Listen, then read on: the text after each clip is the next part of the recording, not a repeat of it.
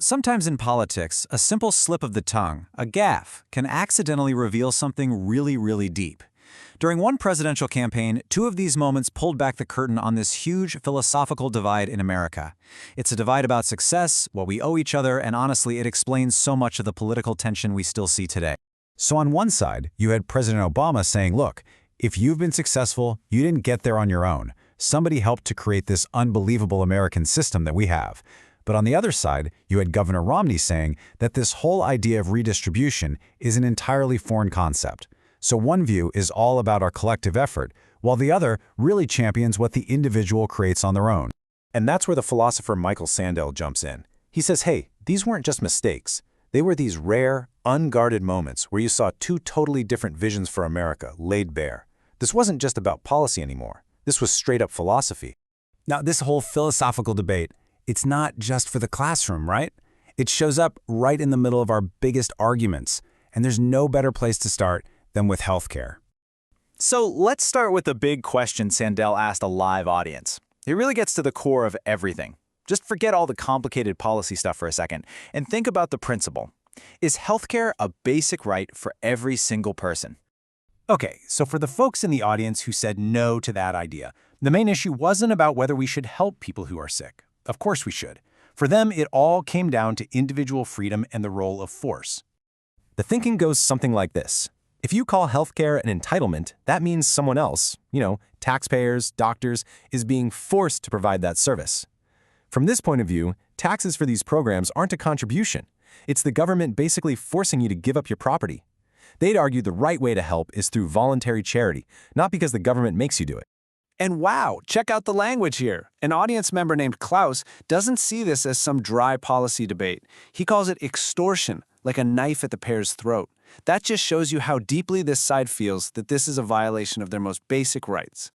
But of course, that's just one side of the coin. Proponents of a right to healthcare have a totally different way of thinking about what freedom and coercion even mean.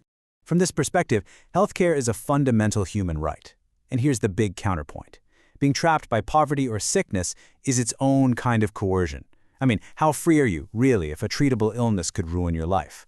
This view says that we, as citizens, have a kind of social contract, a set of mutual responsibilities to each other. So it's not about paying for some random stranger. It's about investing in a fellow citizen. And this comment from an audience member, Ruba, just nails it. For her, paying taxes for the common good isn't a burden. It's the price you gladly pay for getting the good value of living in a decent, stable society that actually takes care of people. All right, so let's zoom out a bit. This same fundamental tension that we see in the healthcare debate, it applies to the much bigger idea of wealth redistribution. And this, right here, is what that whole "you didn't build that" debate was really about. So let's just put the question out there, plain and simple. Is it morally okay for a government to tax people who are incredibly successful, like a Bill Gates or a Michael Jordan, to help provide a safety net for people who have less? That's the core of it. And the arguments on both sides are really clear here. The case for redistribution is built on three main ideas. First, indebtedness. Nobody succeeds in a vacuum. We all rely on society. Second, luck. Our natural talents are kind of like winning the lottery. We didn't earn them. And third, social insurance. We all benefit from having a safety net. But the case against has a counter for each one. Those debts to society, they were paid. Luck, morally, it doesn't matter what you earn. And ultimately, the individual is sovereign. You are entitled to what you make. So, and here's the really important thing to get. This isn't just a squabble over tax rates.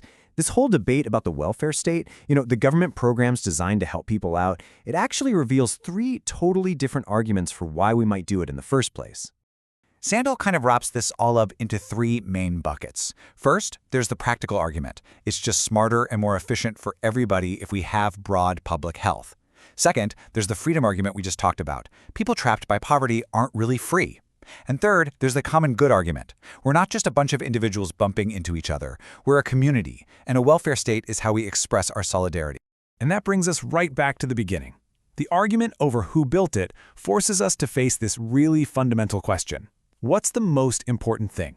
Is it protecting individual freedom from any kind of force, or is it about promoting the shared responsibilities we have to each other as citizens? There's no easy answer. And where you land on that doesn't just decide who you vote for, it defines your whole vision of what a good society looks like.